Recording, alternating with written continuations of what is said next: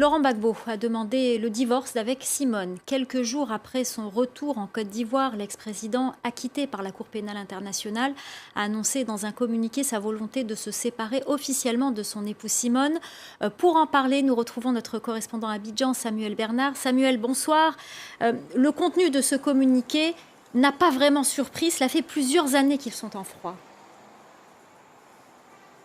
Oui, alors tout à fait. Et puis par ailleurs, ici en Côte d'Ivoire, tout le monde se souvient du geste qu'a eu Laurent Gbagbo à l'égard de Simone à son arrivée à l'aéroport, du revers de la main, lui signifiant qu'elle n'était pas la bienvenue. Alors donc évidemment, on n'a pas été très surpris de l'annonce de cette demande de divorce, d'autant qu'il y avait un certain nombre de rumeurs depuis un certain temps. Donc oui, ce communiqué vient finalement uniquement les dissiper. Et puis en outre, il y avait finalement cette demande de divorce qui existait déjà, puisque Laurent Gbagbo avait déjà fait une demande de divorce à l'amiable à l'égard de Simone Gbagbo qu'elle avait donc refusée. Enfin, donc, il faut ajouter une autre chose, c'est qu'aujourd'hui, Laurent Gbagbo vit avec une autre femme avec qui il est donc depuis des années. Il y a même déjà fait un mariage traditionnel avec elle. Donc finalement, ce divorce, c'est aussi quelque chose qui vient donc clarifier la situation vis-à-vis d'elle.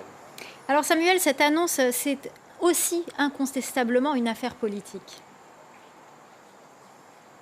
Alors oui, évidemment, aujourd'hui, si on parle de ce mariage, c'est avant tout pour cette raison. Il faut bien rappeler que le couple Laurent Gbagbo et Simone Gbagbo, c'est un couple emblématique du paysage politique ivoirien. Il faut bien rappeler que ce sont eux deux qui ont fondé en 1982 et dans la clandestinité le Front populaire ivoirien. Aussi, ce qu'il faut ajouter, c'est que Simone Gbagbo, ce n'est pas du tout un personnage politique de second plan, et en particulier au sein du FPI. Depuis la création du parti et ensuite, depuis l'accession de Laurent Gbagbo à la présidence jusqu'en 2011, Simone Gbagbo a joué un rôle de premier plan.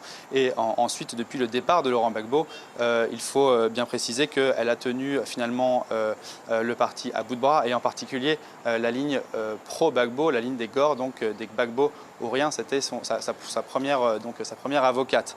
Alors aussi, ce qu'il faut préciser donc, en ce qui concerne les répercussions politiques de ce divorce, on peut évidemment s'attendre à un changement d'alliance, une désévolution au niveau des alliances à l'intérieur du FPI, puisque les proches de Simone Gbagbo ce sont aujourd'hui les défenseurs de la ligne pro-Gbagbo.